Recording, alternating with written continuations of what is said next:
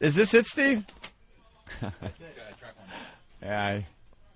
Oh, that's the latest one? Okay. Just heard that one. Yeah, I mean, I was not really paying attention. Anthony's laughing his ass off, and he's like, dude, there's a new Ramone sweeper. Ramone. We were talking about this yesterday. Steve's imaginary friend. Steve, is your imaginary friend here right now as you enter the studio? No, Ramone is not in the room. He's not my imaginary friend. It's just a character in a sweeper. But he is a character that I created. You made him up. I made him up. So, yeah, he's not... I should change the emphasis. He's not my imaginary friend. He is my character. So. Your imaginary character. My imaginary character. And from me listening to these, his job description is getting really rank.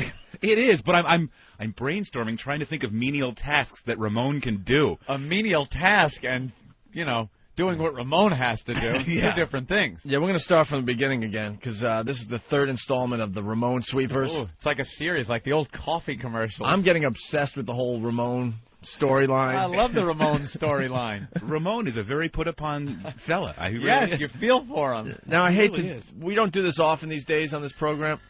What's that? Oh, your phone.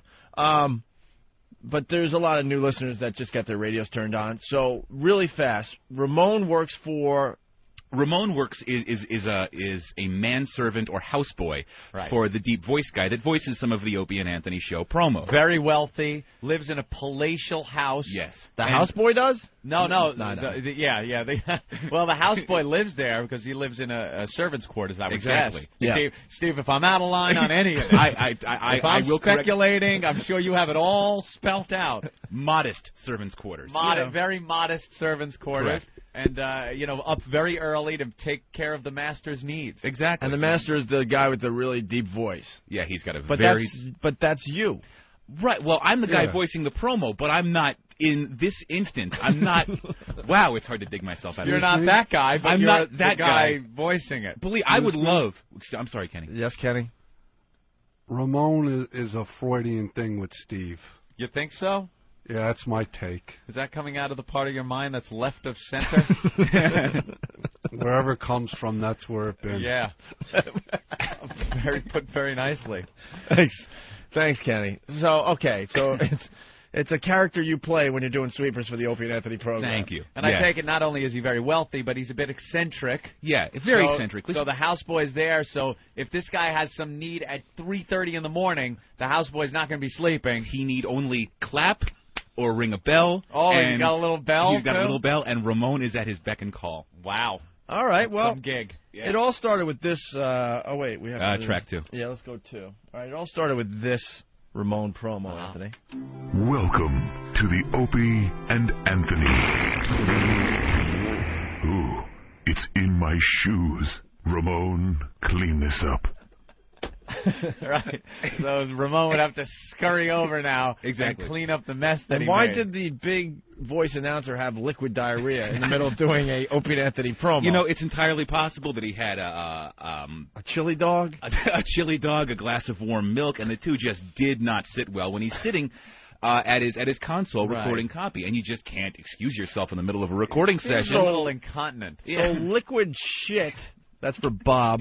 Liquid shit was pouring out of his pants leg.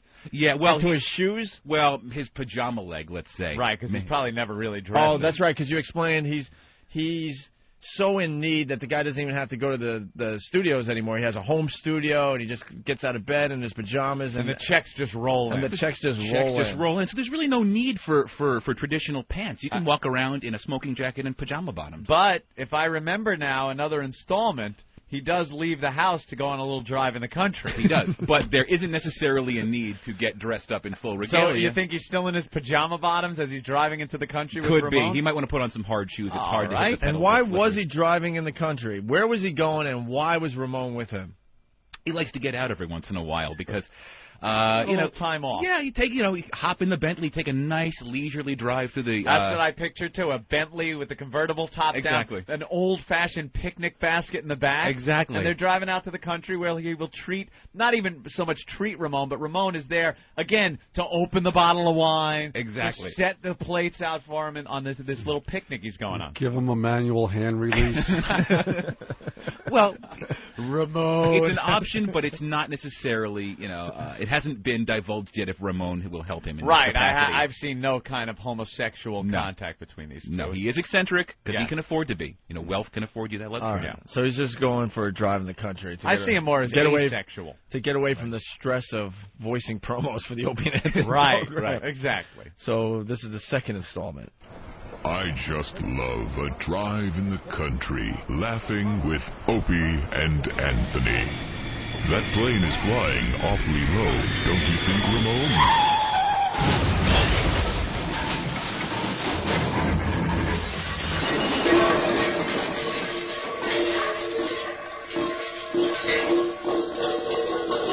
Ramone, call 911. All right, there's a couple things I noticed in this promo. Not only does this voice guy, does he have a name?